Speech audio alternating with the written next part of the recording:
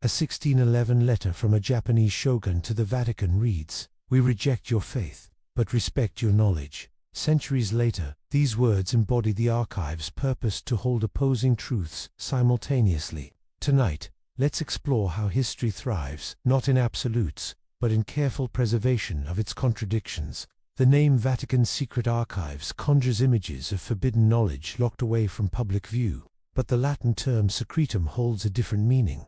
Not hidden, but private. Archivum, secretum, apostolicum. Vatican translates more accurately to the private archives of the Vatican, maintained for the Pope's exclusive use throughout centuries. Rather than actively concealing documents, this distinction reveals a protective purpose. Think of it as a family's carefully preserved photo album. You wouldn't display every personal letter or childhood memento to strangers, yet these private collections make up the most honest record of truth. The Church approaches its archives with similar discretion, not to obscure facts, but to safeguard complete historical collections from fragmentation.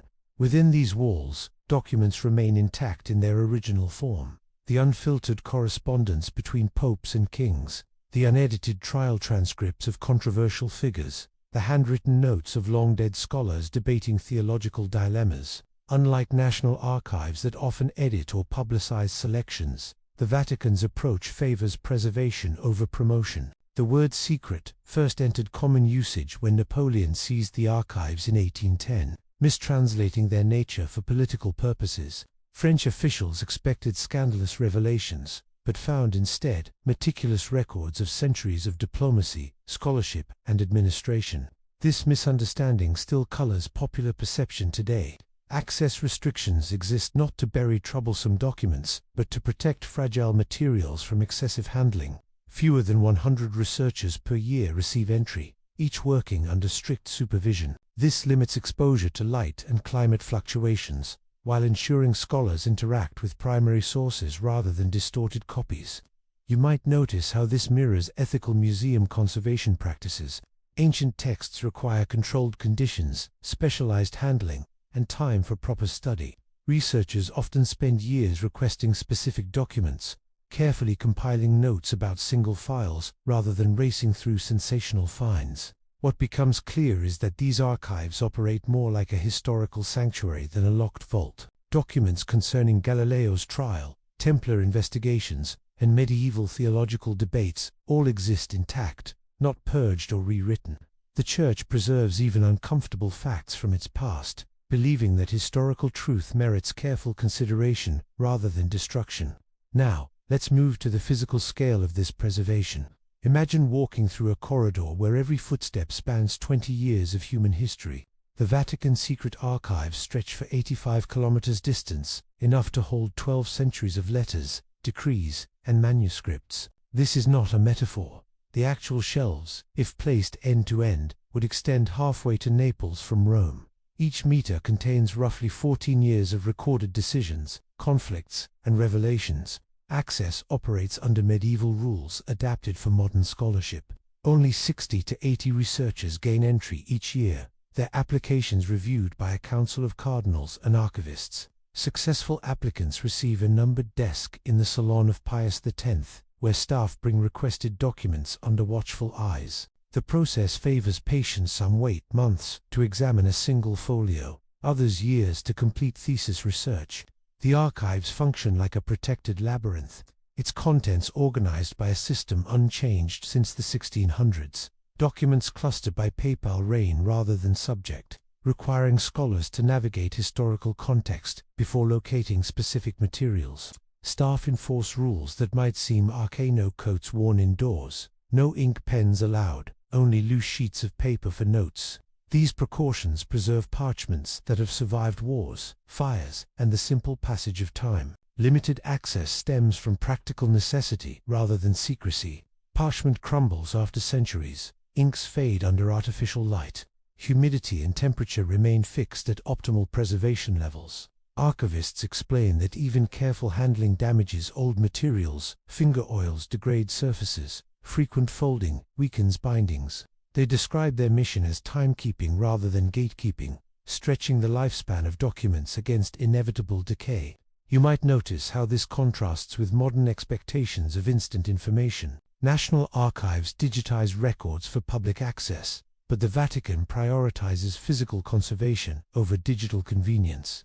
Only a fraction of documents have been scanned, mostly from the marginalia of well-known figures. The institution invests instead in restoration labs where specialists repair damaged folios using techniques from the Renaissance.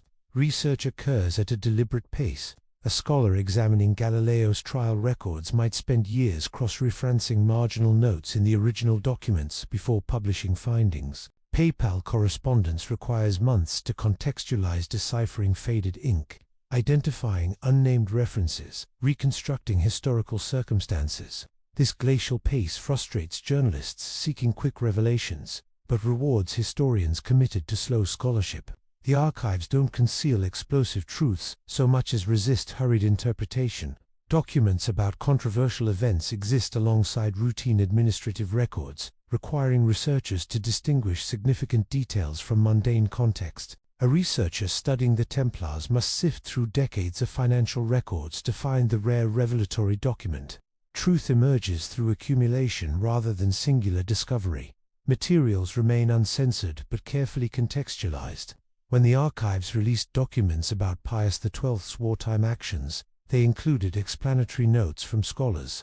These didn't defend or condemn, but situated decisions within their historical moment. The practice reflects an institutional belief that history benefits from nuance rather than polemic. Meanwhile, some documents remain sealed in inner vaults.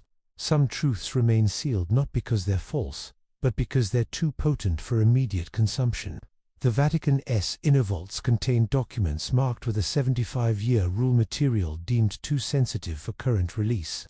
These aren't files hidden from view, so much as set aside for historical distance.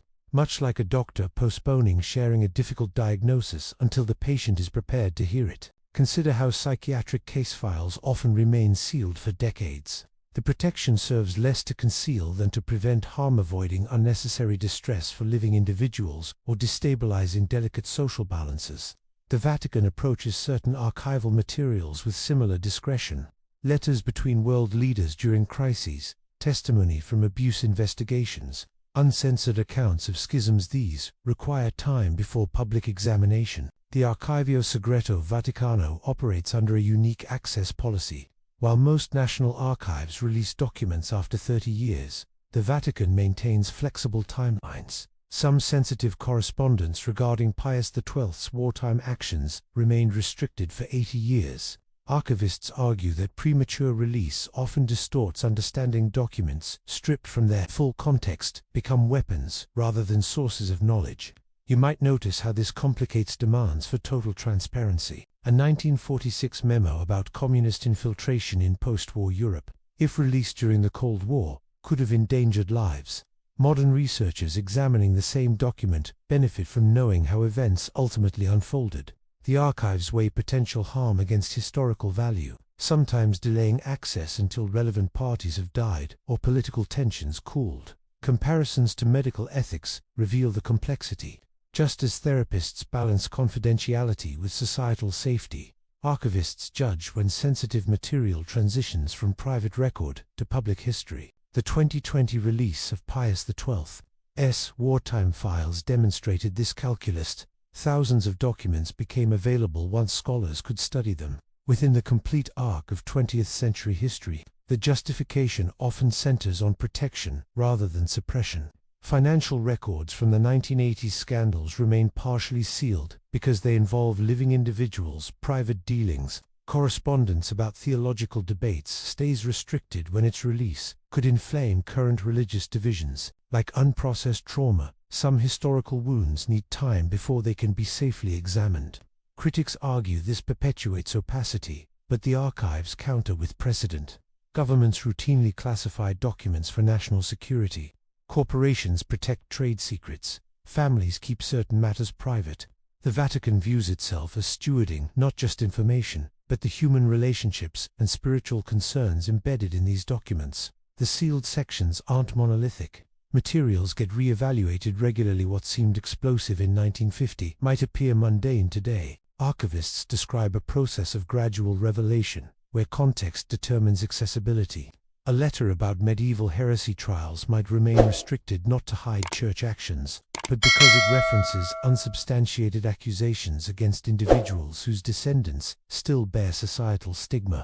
Transparency operates in degrees. Scholars can request special permissions to study sealed materials if their research justifies access.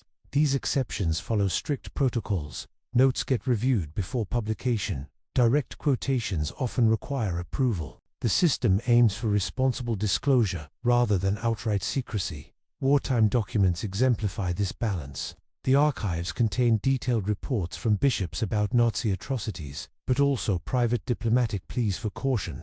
Releasing only the damning evidence would distort the historical reality of constrained options and impossible choices. Archivists argue complete understanding requires seeing both sides of the correspondence when they can be safely paired. Even within restricted collections, partial truths emerge. Indexes often list sealed documents, dates, and general subjects, allowing researchers to track their existence.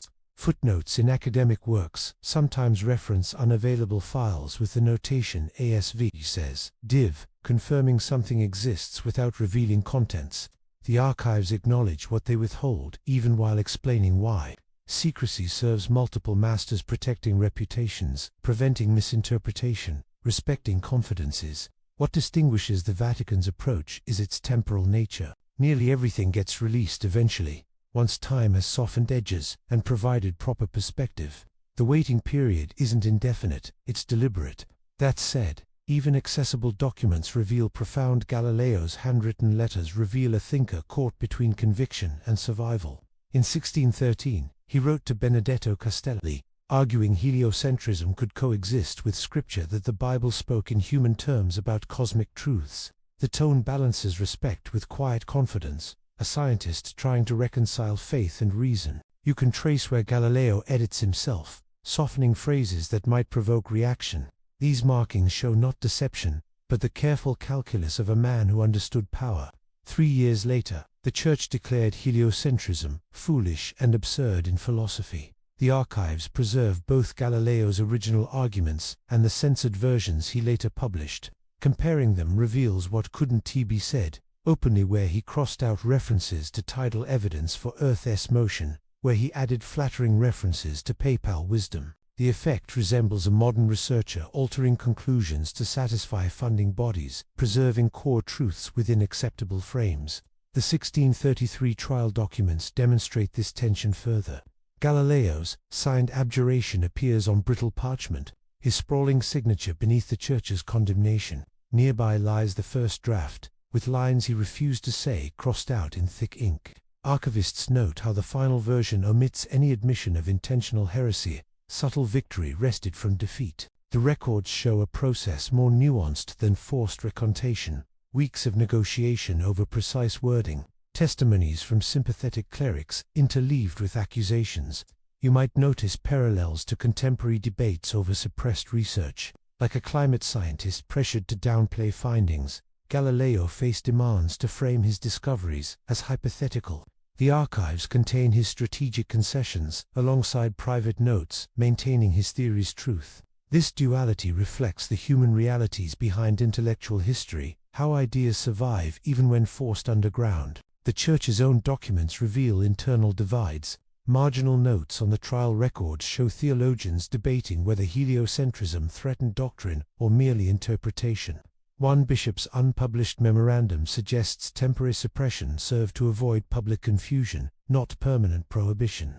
Such nuances complicate the familiar conflict narrative, showing institutional caution rather than monolithic opposition to science. Galileo's later correspondence, still preserved, takes on coded tones. He writes to fellow scholars about the Pythagorean opinion, rather than Copernican theory, references certain motions instead of Earth's rotation.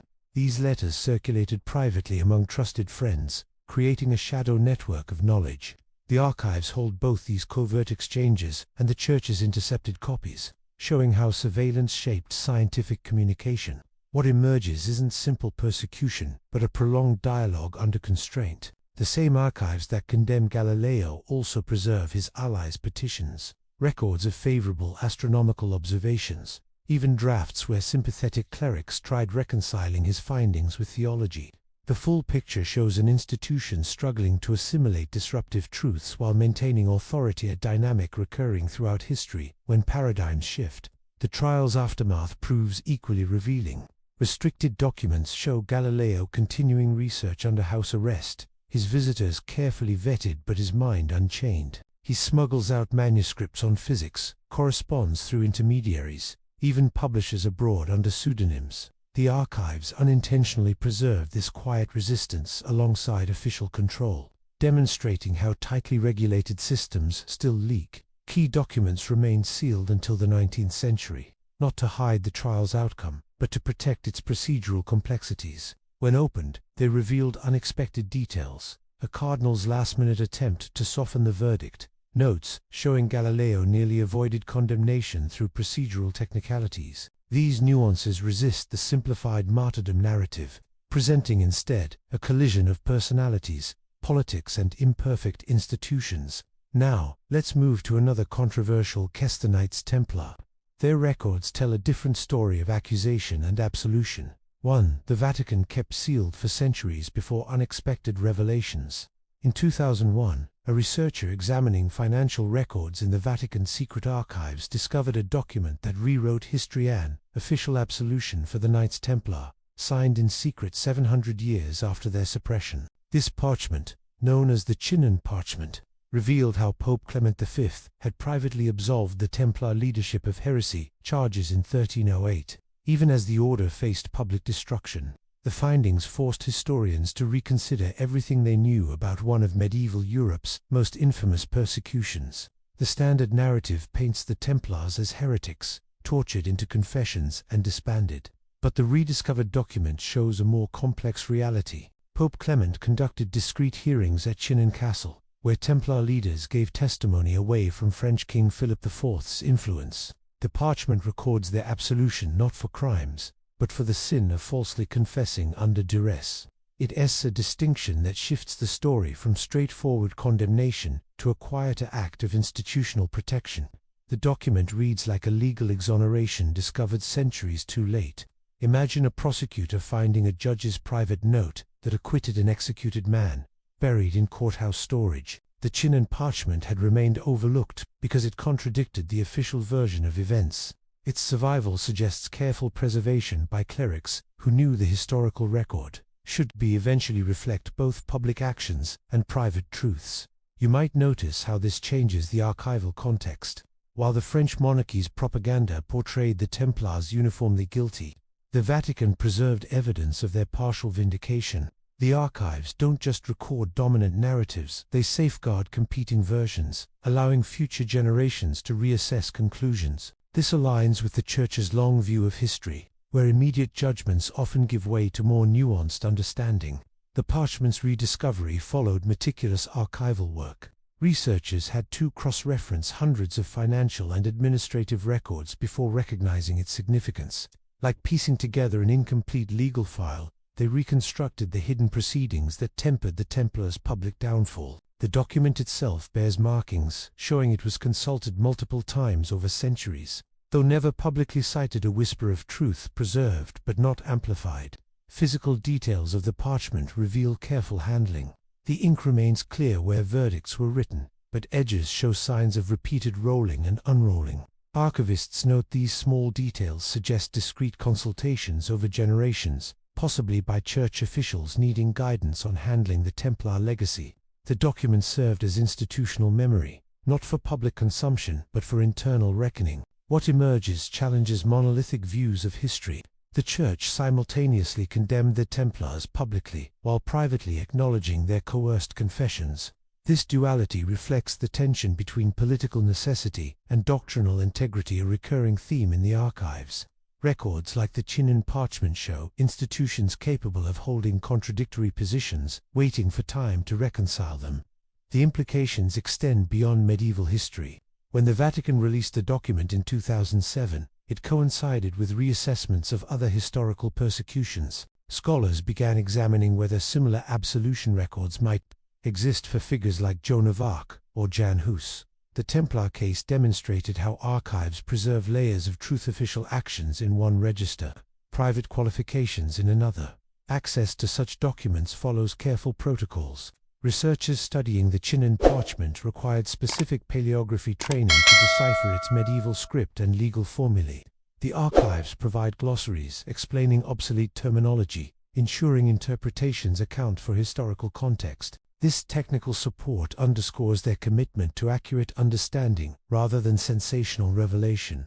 The Templar absolution remains incomplete. While cleared of heresy, the order wasn't reinstated, a reminder that historical justice rarely offers clean resolutions. The archives contain parallel truths, vindication in one document, dissolution in another. Their value lies in preserving this dissonance, allowing us to hear multiple voices from the past, rather than a single imposed narrative. Meanwhile, the archives also document the Church's role in global politics. The Vatican's central diplomatic files from World War II stretch across 12 shelving units, containing thousands of communications between Rome and Berlin. These letters show the Vatican walking a moral tightrope, receiving detailed reports about Nazi atrocities while maintaining channels to protect Catholics under Nazi rule. The archives reveal a passive observer transformed into cautious actor, gathering intelligence but constrained by fears of worsening persecutions. German bishops began sending eyewitness accounts of mass killings to Rome as early as 1941. Their encoded telegrams described special treatments and resettlement actions, euphemisms the Vatican deciphered within months. One archbishop's report from occupied Poland detailed train deportations to Auschwitz with chilling accuracy. These documents show the Holy See possessed concrete knowledge about the Holocaust long before Allied governments acknowledged it fully. The 2020 release of Pius XII's wartime papers added further nuance. Internal memoranda reveal Vatican officials debating how forcefully to denounce Nazi crimes without triggering retaliations against Catholics. Drafts of potential public statements show edits softening language about Jewish suffering while strengthening condemnations of war as brutality generally. This reflects the calculation that explicit protests might achieve little while endangering church networks hiding refugees. You might notice parallels to modern diplomatic dilemmas, like a negotiator balancing humanitarian concerns with security realities. The Vatican weighed moral clarity against practical consequences. Their archives preserve both the passionate appeals from local clergy for stronger action and the calculated responses from Rome prioritizing institutional survival. This tension between principle and pragmatism defies easy judgment. The records contain striking contradictions. While public statements remained measured, private interventions could be surprisingly direct. A 1943 letter from Cardinal Secretary of State Luigi Maggioni to German bishops instructed them to discreetly aid persecuted Jews. Another document records the Vatican funneling money through underground channels to hide Jewish families in convents. These quiet efforts existed alongside more cautious public postures. Research requests tell their own story. After the war, historians found certain files unusually well consulted, particularly reports about Catholic resistance networks. These documents show small but significant acts: nuns forging baptismal certificates, monasteries sheltering children, priests smuggling refugees into neutral countries. The archives suggest a decentralized resistance the Vatican knew about but rarely directed. The recently opened papers complicate familiar narratives in both directions. They disprove claims the Vatican enthusiastically supported Nazi crimes, showing consistent private opposition to racial laws. Yet they also undermine attempts to portray Pius XII as a covert savior of Jews, revealing instead an institution chiefly concerned with protecting Catholic interests during catastrophe. The truth emerges in shades of gray. Access to these materials remains carefully managed. Researchers must cross-reference multiple archival series, diplomatic correspondence, internal memoranda, post-war testimonies to reconstruct complete pictures. The Vatican releases documents in thematic batches, ensuring interpretations consider wider contexts rather than isolated revelations. This reflects their view that historical understanding requires patience and multiple perspectives. What becomes clear is that the Church navigated the war as both moral authority and vulnerable institution. The archives preserve not just decisions, but the agonized deliberations behind them. Margin, notes, debating wording, drafts of speeches with rejected phrases, records of last-minute changes to encyclicals. These traces reveal an organization struggling to reconcile its universal mission with limited power in a collapsing world. The documents also illuminate operational constraints. Coded messages show how Nazi censors monitored Vatican communications, forcing indirect language. Financial records reveal shrinking capacities as war cut off international funding. Personnel files detail diplomats who risked careers to relay sensitive information. The archives measure not just choices, but their narrowing circumstances.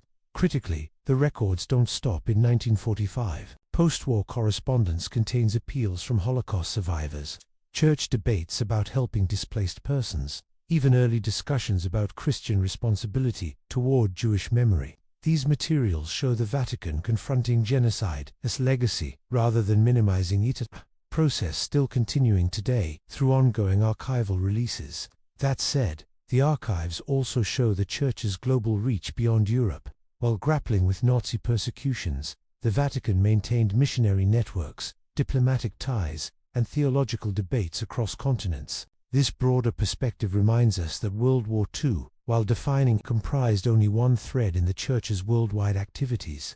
Meanwhile, Jesuit missions in Asia pursued a different kind of cultural negotiation, where faith adapted to local traditions rather than confronting existential threats. The contrast between European crises and Eastern exchanges reveals an institution operating on multiple fronts simultaneously. Now, let's examine how Vatican missionaries approached cultures untouched by Western warfare. Their records show an alternative model of engagement, one where religious exchange happened through texts, astronomy, and mutual curiosity rather than coercion. In 1582, Jesuit missionary Matteo Ricci entered China with an unusual strategy. He studied Confucian classics before preaching Christianity. The Mission d'Oriente collection preserves his annotated translations, where Christian theology intersects with Chinese philosophy. Ricci's journals describe adapting Catholic rituals to local customs using ink paintings of Mary and Jesus in scholar-s robes, celebrating Mass with classical Chinese music. This wasn't surrender to foreign traditions, but bridge building between worlds. The archives reveal Ricci's meticulous process. He composed religious texts in literary Chinese, employing Confucian terminology to explain Christian concepts. His 1603 Catechism, The True Meaning of the Lord of Heaven, presents Catholic doctrine through dialogues with Confucian scholars, respecting their intellectual tradition while introducing new ideas. You might notice how this resembles linguistic translation, finding equivalent concepts between cultures rather than imposing foreign terms. This approach sparked fierce debates in Rome. The archives contain decades of correspondence about the Chinese rites. Controversy. Some clerics accused Ricci of syncretism. Others praised his cultural sensitivity. The Vatican initially tolerated his methods, then banned them, then reconsidered, a cycle repeating for centuries.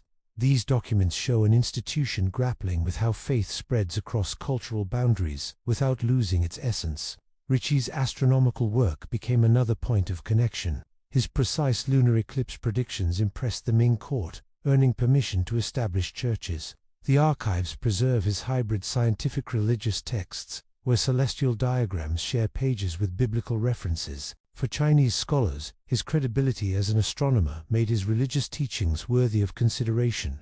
The Vatican recognized this. Missionaries received training in mathematics and cartography alongside theology. The human dimensions emerge in personal letters. Ricci writes about struggling with Chinese table manners, mastering the eight-legged essay format, even adopting the scholar's long fingernails as a status symbol. Such details reveal missionary life as constant negotiation, when to assimilate, when to stand apart. The archives preserve both his successes and stumbles, like a diary left open at uncertain pages. You'll find striking contrasts with missionary work elsewhere. While Spanish conquistadors enforced Catholicism in the Americas, Ricci's team operated through invitation. They established academies where Chinese scholars could debate Christianity alongside Confucianism, creating intellectual exchange rather than conversion campaigns.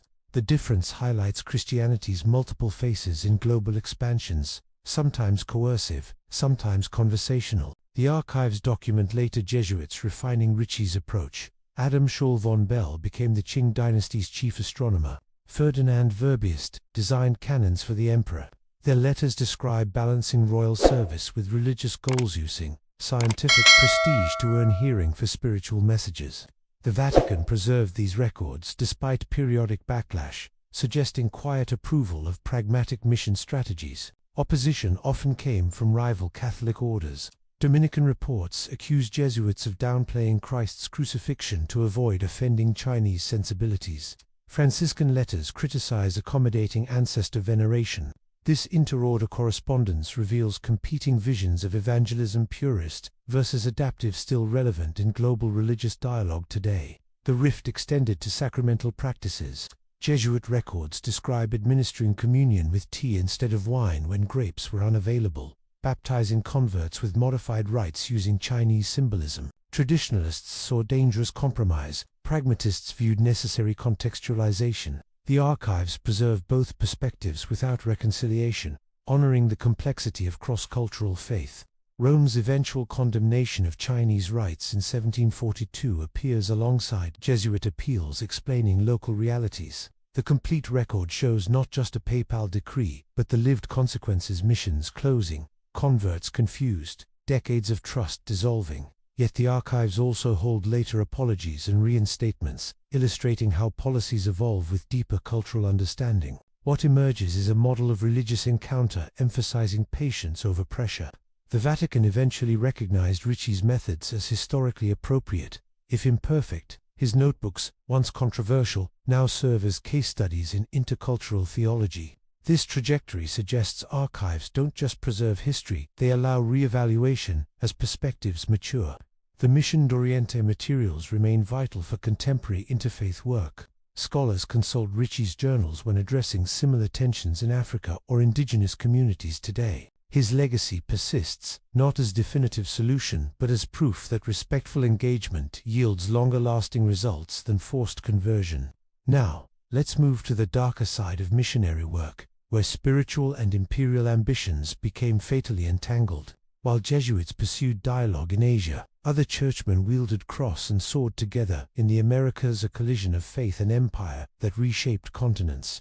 In May 1493, Pope Alexander VI issued the Bull Inter Caetera, drawing a line down the Atlantic Ocean that divided the New World between Spain and Portugal. This document did more than settle territorial disputes, it wove Christian mission into colonial conquest. The archives preserve the original vellum, its wax seal still attached, bearing words that authorized empire in God's name. You might notice how spiritual and political ambitions became inseparable in this moment. The bull framed exploration as evangelization, granting lands to monarchs who would bring to worship of our Redeemer the inhabitants in them.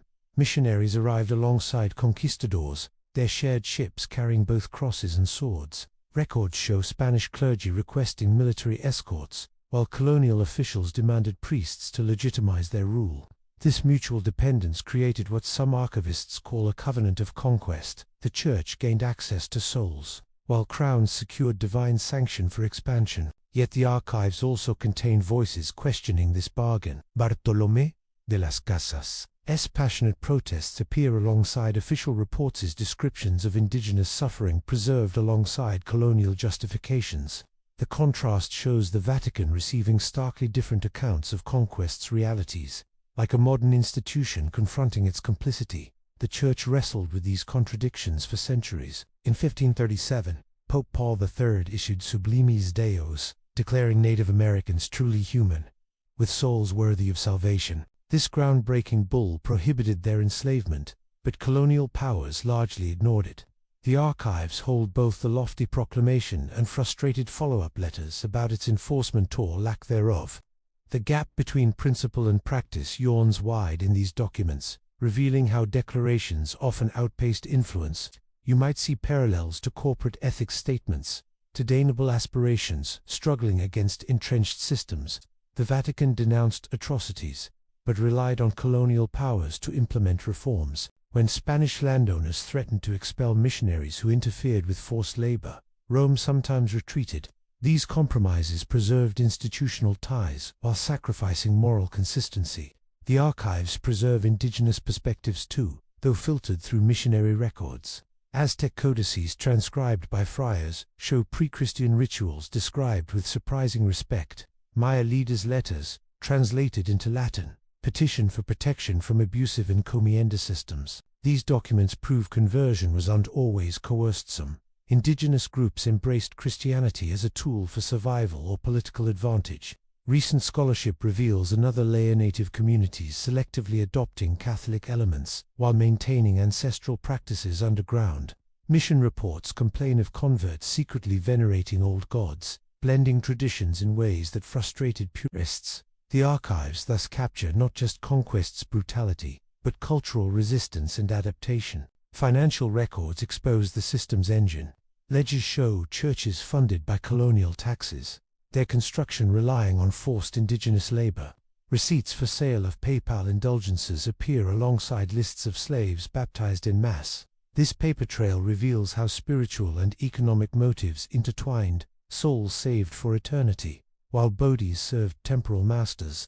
The Vatican's subsequent efforts to correct abuses appear through centuries of documents: reforms limiting encomienda systems, establishing protective laws, creating indigenous seminaries, all met with mixed success. Archivists note how later popes gradually dismantled the conquest framework, but could never fully undo its legacy. What emerges isn't simple condemnation or exoneration, but an institution slowly reckoning with its choices. The archives contain both heroic defenders of indigenous rights and complicit administrators, sometimes in the same person. Like modern democracies confronting founding sins, the Church's historical record holds light and shadow together. The tension persists today in discussions about returning sacred artifacts or reviving suppressed indigenous rituals. Archivists now collaborate with descendant communities to reinterpret these materials, not erasing painful history, but ensuring multiple voices shape its meaning. This ongoing dialogue suggests history's verdicts are never final, only continually reconsidered. Meanwhile, the archives also reveal the Vatican's Cold War role, where spiritual authority encountered new geopolitical challenges. After navigating colonialism's moral complexities, the Church faced fresh dilemmas in 20th-century ideological battles, again balancing principle against realpolitik in changing times. In the autumn of 1980, Vatican diplomats began transmitting typewritten briefs about labor unrest in Poland through encrypted channels. These reports, now partially declassified, revealed the Holy See operating as a shadow negotiator during the Cold War, freeing discreet support to solidarity while maintaining formal neutrality. The archives show a church carefully balancing moral solidarity with political pragmatism, its influence flowing through backchannels rather than public declarations. You might notice how this mirrors modern non-governmental organizations working in restricted environments, like humanitarian groups negotiating access to conflict zones. The Vatican employed quiet diplomacy, arranging safe passage for dissidents, funneling financial support through third countries, providing moral legitimacy without overt confrontation. Their strategy prioritized survival of the Polish Church over dramatic gestures that might provoke Soviet crackdowns. The records contain subtle interventions. A 1982 memo describes altering Vatican radio broadcasts to avoid incendiary language, while still informing Poles about suppressed protests. Financial ledgers show funds routed through Austrian charities to buy printing presses for underground publications. These efforts supported resistance while maintaining plausible deniability, a delicate dance between conscience and consequence.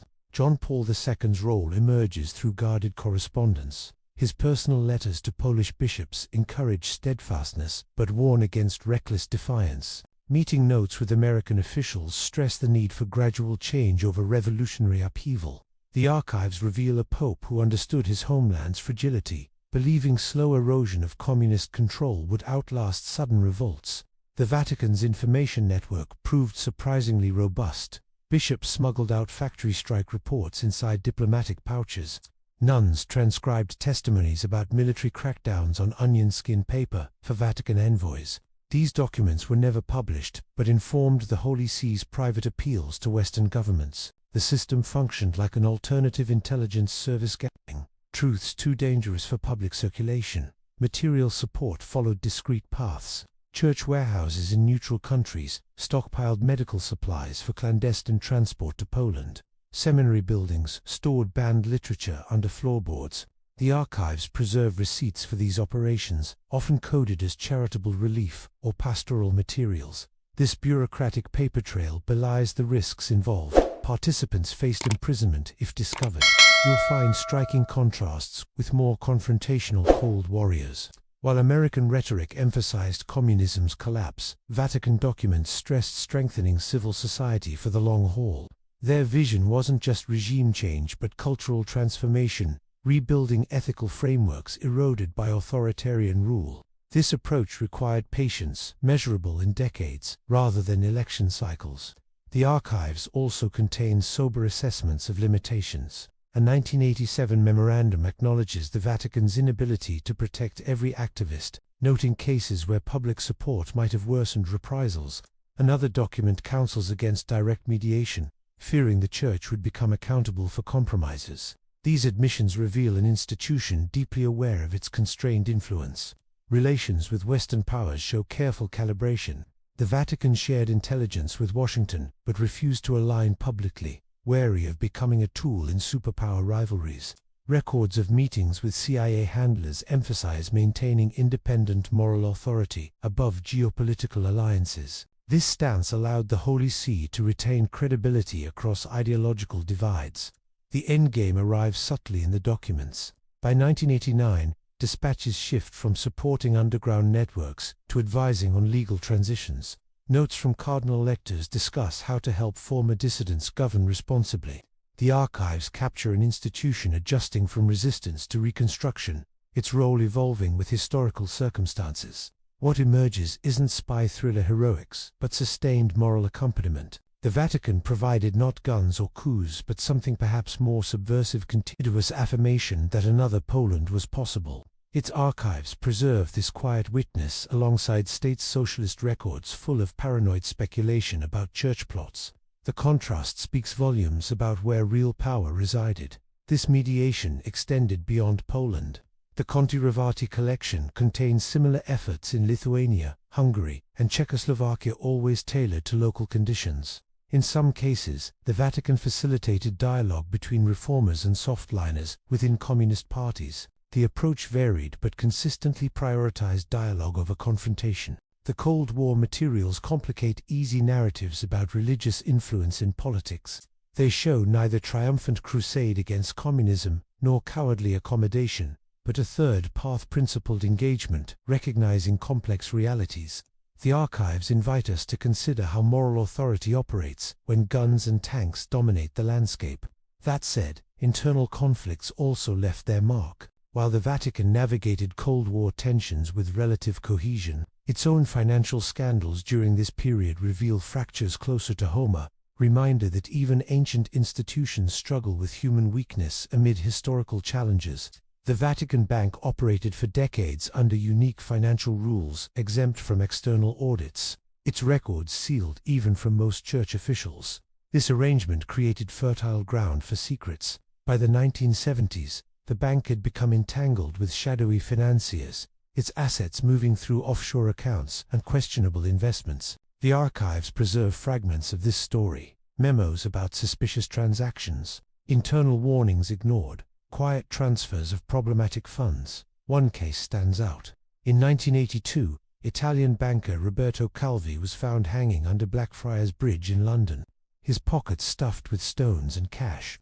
Investigations revealed he'd been moving Vatican funds through a web of shell companies, including accounts linked to organized crime. The archives contain oblique references to these dealings, coded discussions about special relationships with certain banks, cautious notes about maintaining discretion. The full truth remains obscured by missing documents and redacted passages. You might compare the Vatican's financial maze to an ancient cloister with hidden passages. On the surface, orderly ledgers track charitable donations and routine operations, but deeper layers reveal unconventional practices: loans to politically connected figures, investments in controversial industries, accounts opened under obscured names. Like any large institution, the Church struggled to reconcile spiritual mission with financial realities, except here, the stakes involved eternal reputation as well as temporal power. The Vatileaks scandal in 2012 exposed these tensions dramatically. A butler smuggled confidential documents to journalists, revealing internal debates about financial transparency. The leaked papers showed reformers pushing for modern accounting standards, while traditionalists resisted outside scrutiny. Archivists note how these papers differ from older financial records, more emails than parchment, but the same patterns of selective disclosure and institutional self-protection. What emerges isn't a simple tale of corruption. The archives reveal earnest attempts at reform alongside persistent structural issues. After Calvi's death, John Paul II appointed external financial experts. Their recommendations appear in carefully preserved report calls for greater transparency, often watered down in implementation. The pattern repeats decades later with VatiLeaks: dramatic revelations followed by partial changes, then gradual reversion to old habits. The bank's unique status created inherent tensions. Originally founded to manage church charities, it gradually took on roles resembling a commercial bank, just without corresponding oversight. Internal memos debate whether this violates canon law's prohibitions on usury. Other documents show clergy unfamiliar with finance, relying on lay advisors, who sometimes prioritized profit over principles. The archives preserve both the ideals and their messy real-world compromises. Recent years show incremental progress. Under Pope Francis, the Vatican began sharing limited financial information with international monitors. The archives now include training manuals for compliance officers alongside medieval ledgers, an odd juxtaposition marking slow modernization, yet old habits persist. As recently as 2019, Vatican police raided the financial office itself, seizing documents in an ongoing investigation. Key documents remain restricted, including files about the controversial London property deal that triggered recent scandals. Archivists explain some materials are withheld pending criminal investigations, others to protect sensitive relationships.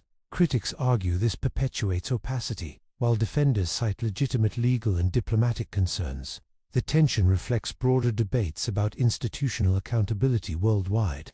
You might notice parallels to corporate whistleblower cases. The same dynamics play out: internal reformers versus institutional loyalists, gradual change battling entrenched interests. What makes the Vatican different is its dual identity as both spiritual guide and temporal organizational combination that complicates standard governance solutions. The financial records also shed light on historical crises. War-era documents show the bank helping shield Jewish assets from Nazi confiscation, noble use of financial secrecy. Later files reveal less heroic chapters, like questionable deals with authoritarian regimes during the Cold War. The archives don't offer simple moral lessons, but rather a complex portrait of an institution navigating global finance's ethical gray areas.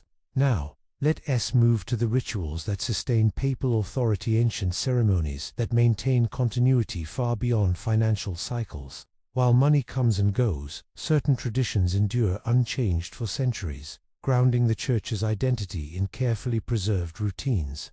Their longevity suggests alternative forms of power that transcend balance sheets. The papal conclave begins with an oath so binding that breaking it allegedly voids all spiritual merit. If the oath is broken, every prayer loses its virtue. This vow inaugurates Christianity's most secretive ritual, governed by the Orgaduhitung Conclave's manual detailing every movement from a pope's death to his successor's election. The archives preserve centuries of these instructions, showing how choreographed precision sustains an ancient institution's legitimacy. You might compare the conclave to a sacred ballet performed once a generation. Cardinals follow precise stage directions: when to process, how to fold their ballots, even where to stand during scrutiny.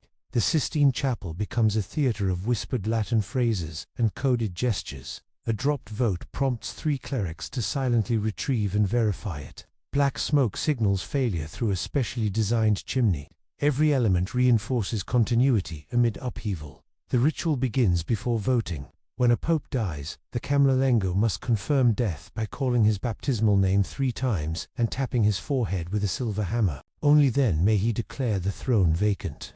This medieval protocol persists, not from superstition, but as theater reinforcing papal office as separate from mortal occupants. The archives contain accounts of these moments, some popes dying mid-sentence during meetings, others lingering as cardinals recite last rites. Paper plays as crucial a role as prayer. Ballots must bear a specific wording, eliguing summum pontifex, followed by a single name. Misfilled ballots get burned separately, explaining why early smoke sometimes appears grey. Scrutineers examine each fold to ensure no identifying marks compromise secrecy. These minutiae transform voting into sacrament, a physical act with spiritual consequences. The archives reveal how carefully the Church manages transitions. During sede vacante, bank accounts freeze and seals replace the fisherman's ring. Masters of ceremonies log everything, from destroyed stationery to altered passwords. Such records show an institution that outlasts individuals by reducing personalities to procedures.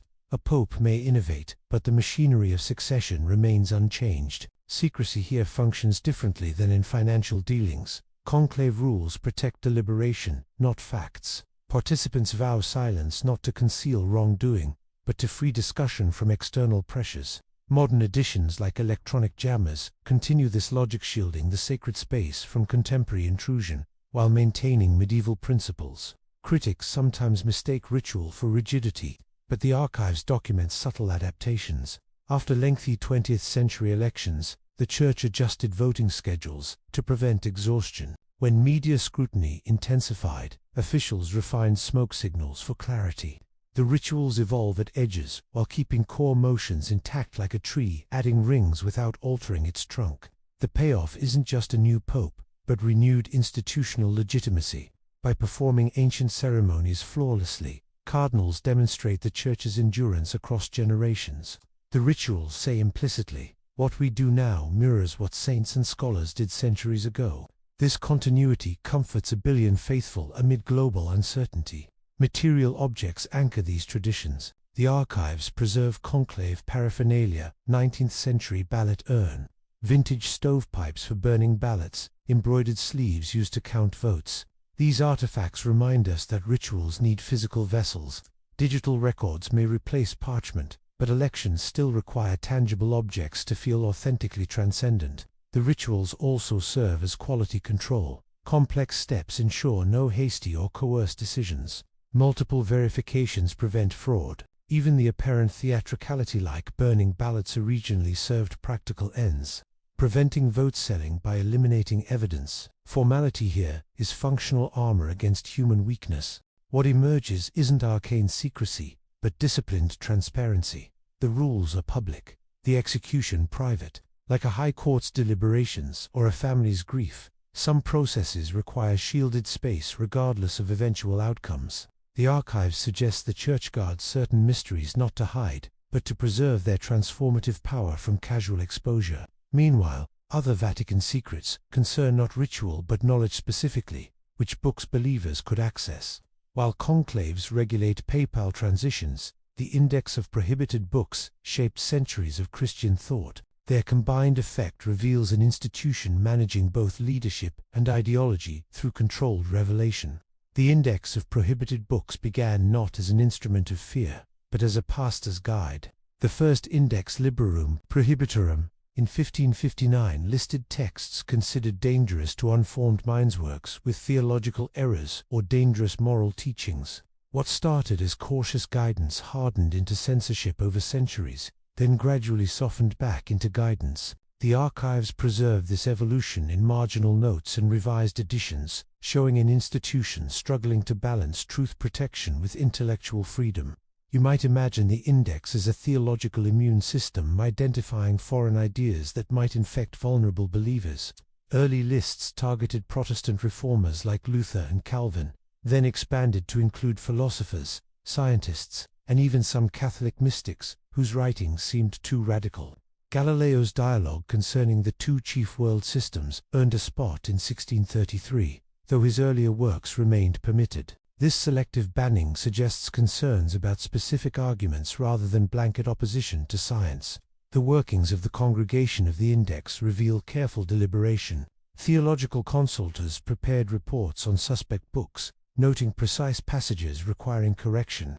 Authors often received opportunities to amend texts before full prohibition. Bishops could grant special permissions to scholars needing banned books for study. This system proved more nuanced than simple suppression. It sought to manage ideas, rather than eliminate them entirely. The archives show the index adapting to new media over time. When printing presses multiplied book production, the Vatican responded with faster review processes. As novels gained popularity in the 18th century, the index began evaluating fiction's moral dangers. By the 20th century, lists included films and eventually television programs. Each expansion reflected attempts to oversee an ever-widening landscape of ideas while maintaining consistent standards. Access to forbidden materials wasn't entirely blocked. Seminaries maintained locked N for Hell sections where scholars could study prohibited texts. The Vatican Library itself kept full runs of banned authors for reference. This created a paradox: works deemed too dangerous for public circulation remained available to trained theologians who could properly contextualize them. The system acknowledged that ideas became dangerous only in certain hands. Galileo's case illustrates the index's complexity. His astronomical works weren't burned or systematically destroyed, they were set aside pending correction. Some Jesuit scholars continued referencing his findings privately, while publicly conforming to church positions. The archives contain these scholars' guarded notes, showing how prohibited ideas still circulated discreetly among experts. The index didn't erase knowledge so much as regulate its flow. The mid-20th century saw fundamental change. Theological shifts emphasized individual conscience and the value of engaging diverse perspectives. The archives document internal debates about whether the index still served its purpose. Some cardinals argued it fostered unnecessary conflict. Others warned abandoning it would invite doctrinal chaos. These discussions culminated in 1966, when Paul VI quietly discontinued official updates, without fanfare or formal abolition. Modern approaches favor education over prohibition. The Vatican now publishes guidance about problematic themes, rather than blacklisting specific titles. Contemporary theological commissions engage directly with challenging ideas, through conferences and publications. This mirrors broader cultural shifts toward teaching critical thinking rather than enforcing information, controller recognition that ideas can be contained, only thoughtfully engaged. The index's legacy remains contested. Some view it as an embarrassing relic of intellectual repression. Others credit it with preserving doctrinal coherence during turbulent centuries. The archives don't settle this debate, but provide context showing how evolving understandings of truth and authority transformed approaches to controversial ideas. What began as rigid boundary setting gradually became a dialogue about responsible engagement. That said, the archives also collaborate with intelligence agencies. While open about theology's evolution, the Vatican maintains discrete relationships with global security services, a reminder that even transparent institutions navigate sensitive, printed alliances when operating on the world stage.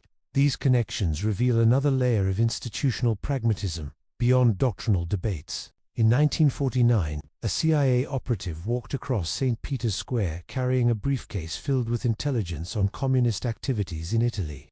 This encounter, recorded in the Conti Rivotti collection, typifies the Vatican's discrete relationships with intelligence agencies during the Cold War. The archives contain memoranda, coded messages, and diplomatic notes revealing how the Holy See became an unlikely nexus of global intelligence, not as participant, but as privileged observer, sharing moral concerns rather than strategic interests. The Conti Rivotti papers show patterns more than specifics. Communications with MI6 often concerned Eastern Bloc dissidents seeking asylum.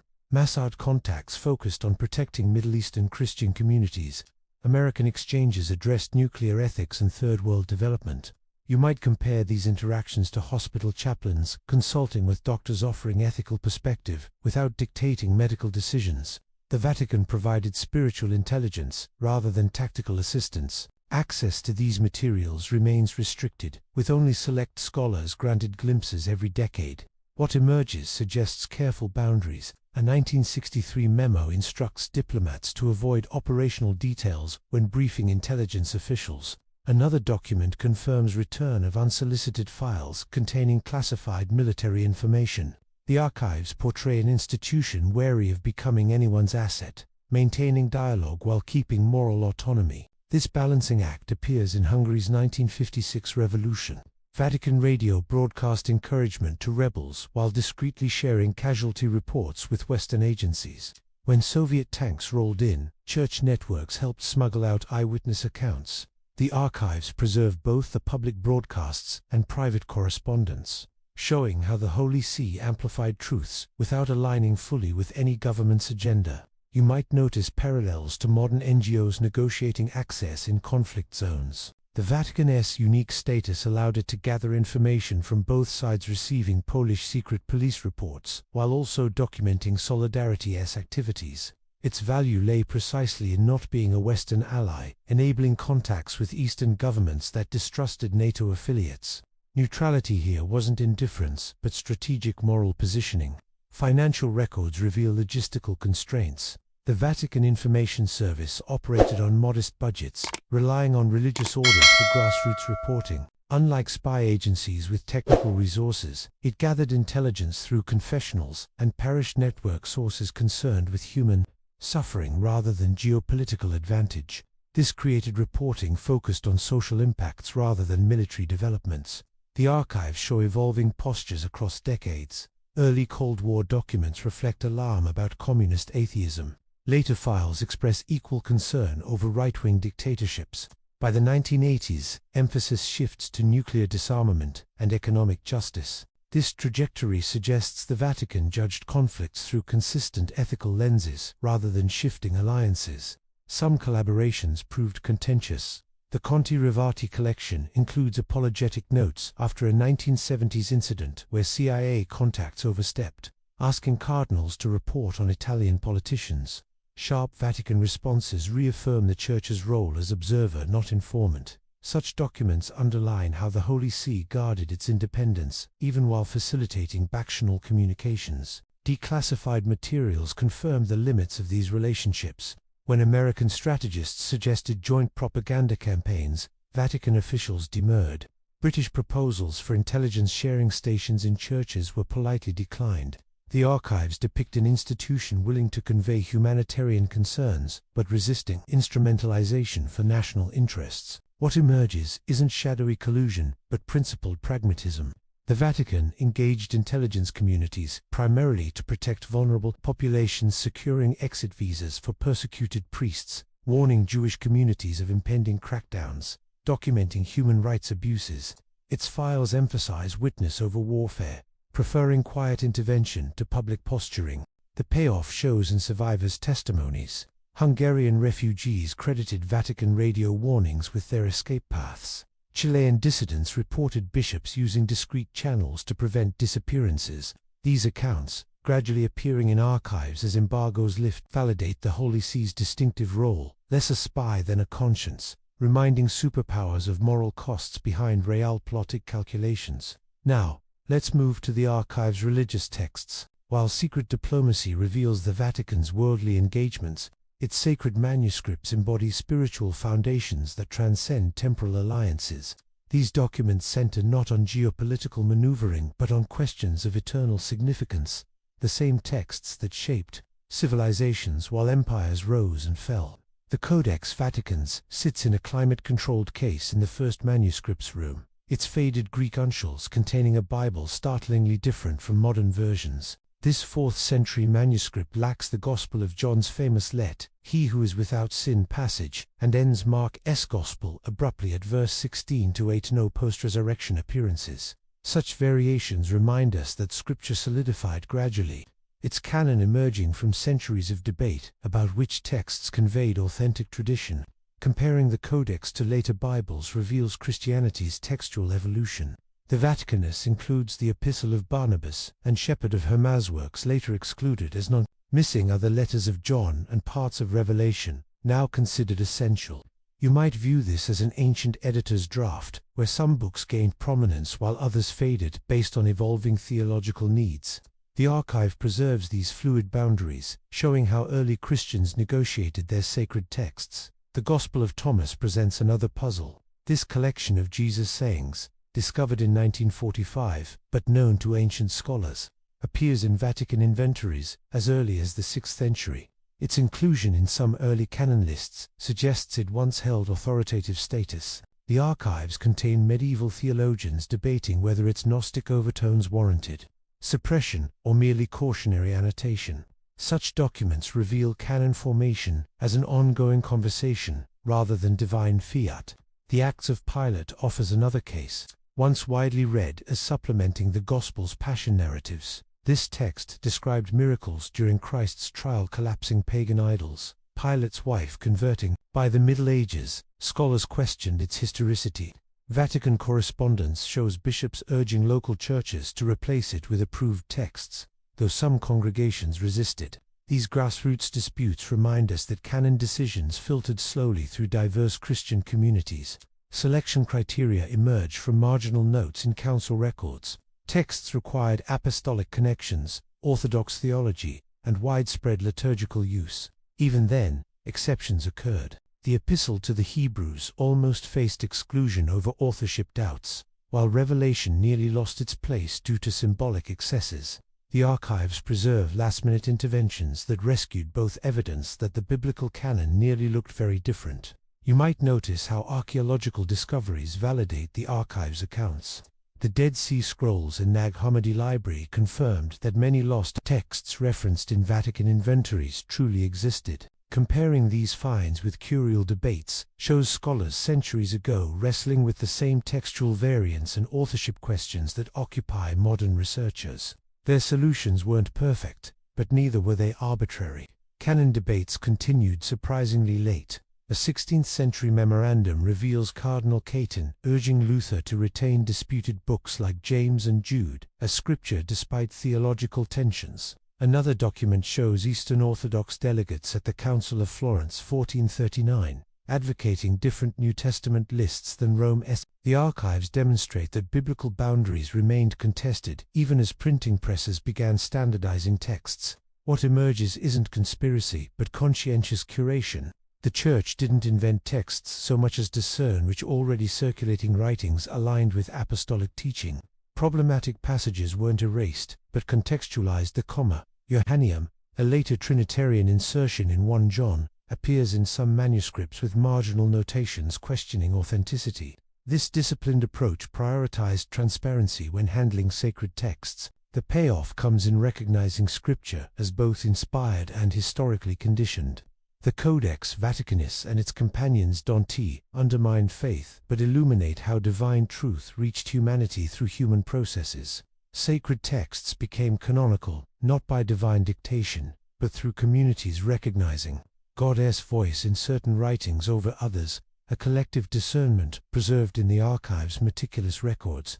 Meanwhile, the archives also house controversial art pieces that spark debates about how best to visually represent holy mysteries. Just as textual boundaries shifted, so did standards for devotional images, with some works hidden away for centuries before being re-evaluated as masterpieces rather than dangers. Michelangelo's chalk study for the Sistine Chapel was deemed too human for display's anatomical precision, overshadowing spiritual intent. This drawing, kept in the Deposito Pittorico Riservato for centuries, represents a larger pattern of the Vatican's careful curation of sacred art. The repository contains works considered doctrinally ambiguous, overly sensual, or stylistically experimental, a controlled environment where aesthetics meet theology. The Deposito functions like a museum's restricted collection. Just as major galleries rotate displays based on current interpretations, the Vatican periodically re-evaluates stored artworks. A 17th-century Caravaggio might have been shelved for its dramatic realism, then later celebrated for that same quality. The standards aren't fixed, but evolve with theological and artistic trends. Archivists note how storage often served as pause rather than purge, allowing time to properly assess challenging works. You might notice parallels to film rating systems. Some artworks weren't banned outright, but required contextual framing. Nudes entered collections with strategic placements away from main altars, often in study rooms.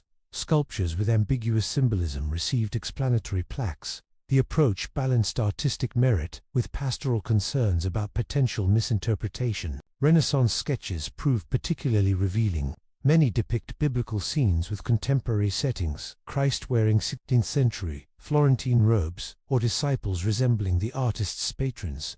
These humanizing touches, initially controversial, now help scholars understand how past generations visualized sacred stories. The archives preserve both the artworks and the debates they sparked, showing doctrine and creativity in dialogue. Modern art presented new challenges. A 1950s memorandum discusses abstract works for Vatican pavilions. Some cardinals found them illegible. Others saw fresh spiritual potential. The compromise allowed abstract art in secondary spaces, while maintaining figurative traditions in main chapels. This careful negotiation continues today, with contemporary artists occasionally commissioned, despite lingering traditionalist resistance. The payoff lies in understanding curation as active interpretation.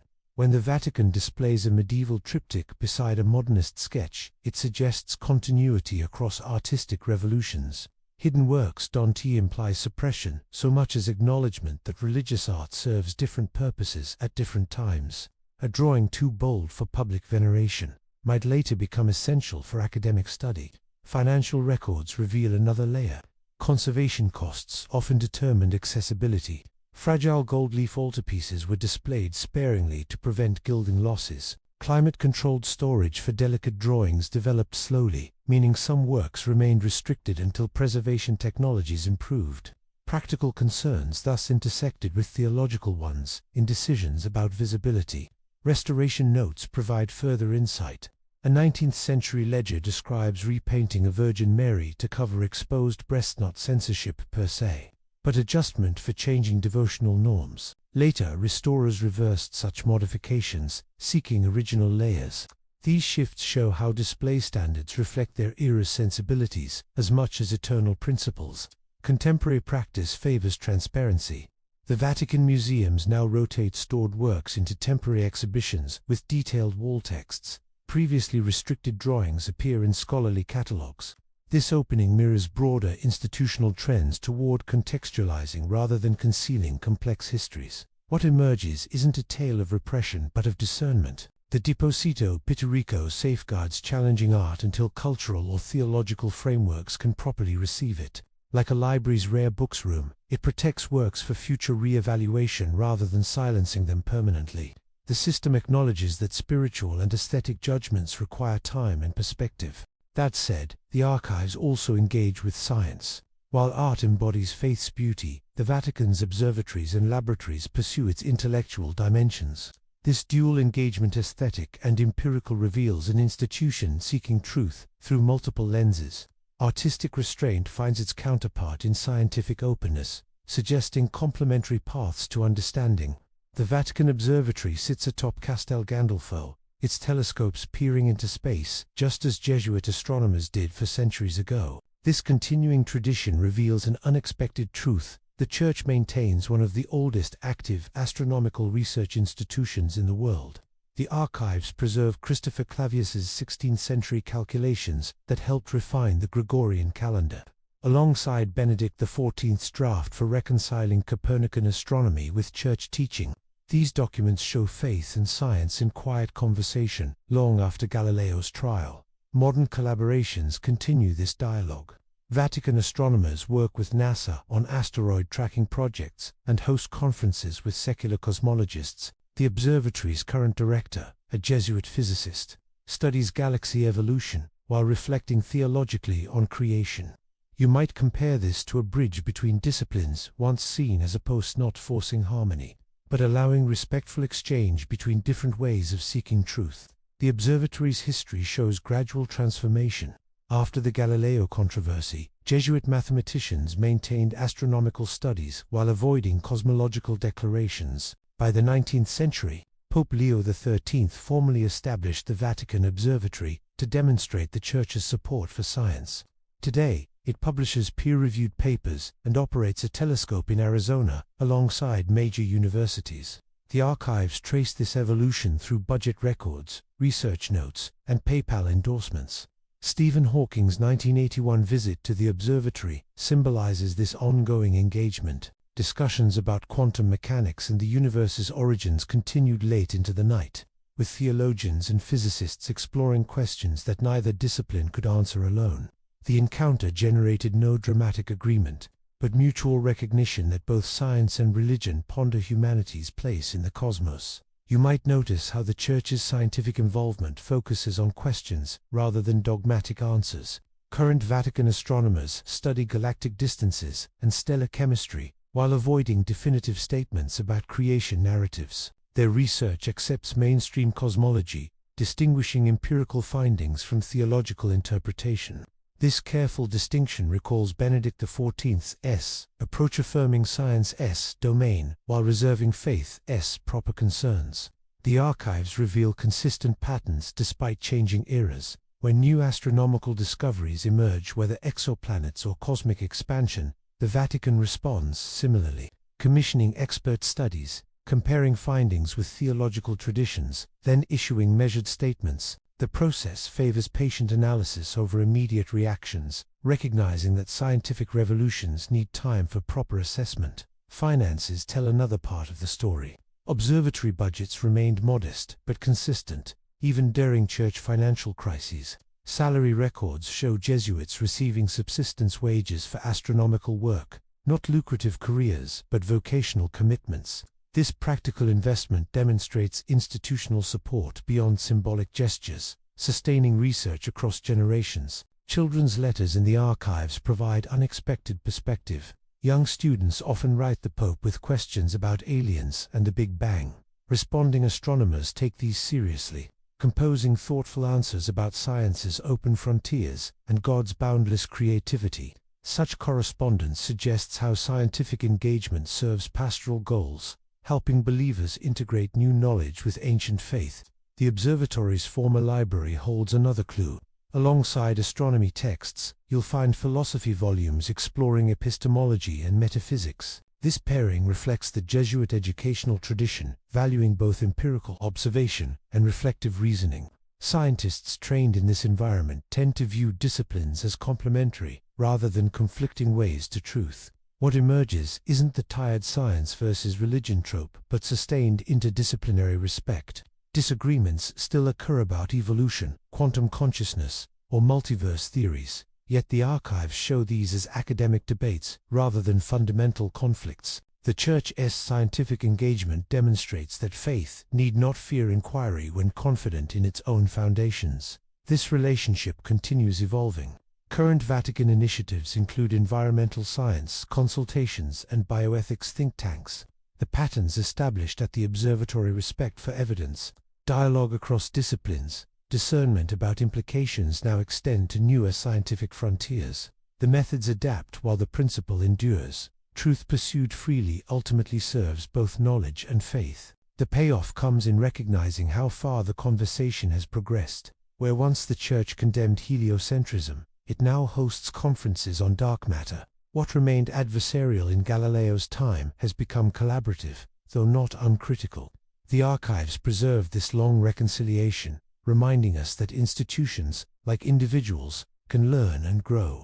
Now, let's move to prophecies and apparitions. While science observes the measurable world, mystical experiences claim to reveal hidden dimensions of reality. The Vatican archives contain centuries of investigations into these phenomena, applying disciplined scrutiny to claims of supernatural encounters. Their methods reveal another facet of how the Church navigates realms beyond ordinary perception. In 1595, a manuscript surfaced claiming to hold Saint Malachias prophesies a list of future popes, culminating with one called Peter the Roman who would reign during final tribulations.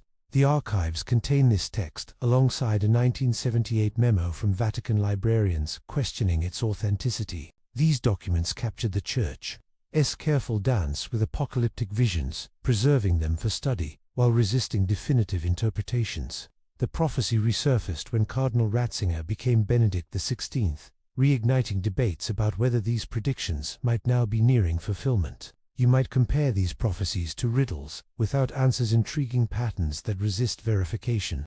The Malachi text first appeared centuries after the saint's death, its vague Latin phrases allowing flexible application to various popes. Church investigators noted how descriptions could fit multiple historical figures, making confirmation impossible.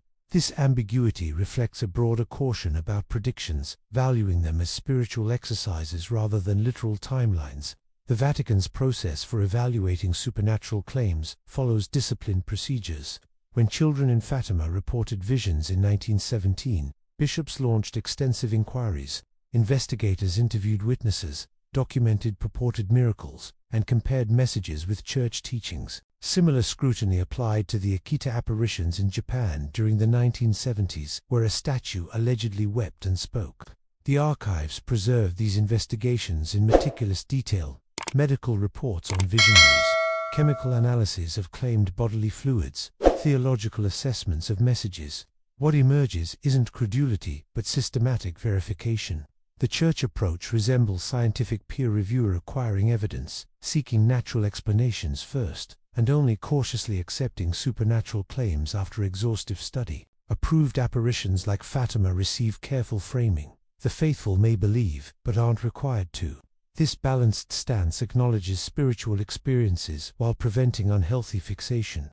The archives show particular wariness of apocalyptic expectations. A 1985 circular instructed priests to downplay date-setting for the Second Coming. Another document from the year 2000, preparations discouraged millennial frenzy, emphasizing Christianity's focus on present faithfulness rather than future speculation. These memos reveal concerns about distorted spirituality that focuses on catastrophe rather than daily discipleship. Financial records add another dimension. The Vatican budgets modestly for apparition investigations, enough to be thorough, but not so much as to encourage excessive claims. Expense reports show travel costs for bishop investigators, laboratory fees for testing alleged miracles, and printing costs for cautionary pastoral letters. These practical details ground mystical phenomena in administrative realities. Psychological evaluations form another layer. The archives contain psychiatrist assessments of visionaries, studying their mental health and sincerity. Some cases end with recommendations for counseling rather than ecclesiastical approval. These documents demonstrate how the Church views spiritual experiences, neither automatically rejecting nor uncritically accepting, but discerned through multiple lenses. The payoff comes in understanding how faith navigates mystery. Approved apparitions like Lourdes coexist alongside countless unverified claims, showing a system that acknowledges supernatural possibility while demanding evidence. The Malachi prophecy persists in archives not as validated truth, but as historical artifact, a reminder that curiosity about endings mustn't eclipse responsibility for present faithfulness. What emerges is a disciplined middle way between skepticism and credulity. The Vatican preserves prophecies and investigates miracles not to fuel speculation, but to model careful engagement with transcendent claims. Their methods suggest that authentic spirituality requires both open wonder and rigorous discernment, an approach that has served centuries of believers facing uncertain futures. Meanwhile, women's voices also echo through the archives, often marginal in official channels, yet persistently shaping church history. While prophets and visionaries captured attention, countless women influenced Christianity through scholarship, mysticism, and quiet leadership. Their stories offer different lenses through which to view the Church. Development less about power structures than lived faith. In the 12th century, Hildegard von Bingen composed theological treatises, corresponded with popes, and founded monasteries, all while being barred from preaching formally.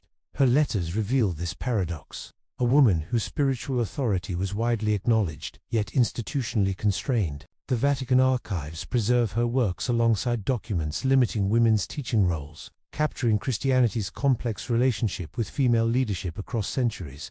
Women shaped church history through indirect channels. Medieval mystics like Catherine of Siena advised popes through private letters rather than public speeches. Teresa of Avila reformed monastic life, using carefully worded appeals to male superiors. These contributions appear in the archives as whispers between official records, footnotes to decisions where women's influence operated behind formal structures. The 1960s debates about female deacons illustrate unfinished tensions. Internal memoranda show bishops grappling with historical evidence of early Christian deaconess. Some noted Phoebe's mention in Romans 16:1 as a possible precedent. Others argued modern roles differed from ancient ones. The discussions continued for decades without resolution, leaving yellowed pages of unresolved dialogue about women's place in ministry. You might compare female contributions to a choir singing behind a screen, audible but unseen. Their voices formed essential harmonics to institutional melodies, though rarely taking solo parts. The archives captured this dynamic, women educating through convents, counseling through confessionals, and composing hymns that shaped worship, all while official documents maintained male leadership structures. Monastic records provide glimpses of alternative spaces. Double monasteries allowed abbesses like Hildegard to govern mixed communities. Beguine movements created semi-religious options for women outside formal vows. These experiments appear in the archives as temporary accommodations rather than lasting reforms. Their innovations later suppressed or absorbed into male-led systems. The archive's very organization reflects these tensions. Women's writings often get catalogued by recipient rather than author. Hildegard's letters appear under Pope's correspondence files. Mystics' visions get grouped by doctrinal themes rather than visionary identities. This filing system inadvertently perpetuates the secondary status it documents, making female contributions harder to trace than their male counterparts. Art provides another dimension. Paintings of biblical scenes sometimes include contemporary women as hidden portrait stoners depicted as Mary's attendants, noble women's faces on saintly figures. These visual nods appear alongside documents denying those same women official roles, suggesting unofficial acknowledgments of female importance despite formal restrictions. Modern changes emerge gradually in the records. Papal letters from the 20th century begin acknowledging women theologians. Meeting minutes show female auditors invited to Vatican II deliberations, though without voting rights. The trajectory moves toward inclusion, yet always several steps behind secular society's shifts. The archives preserve both progress and its measured pace. Personal testaments add human scale.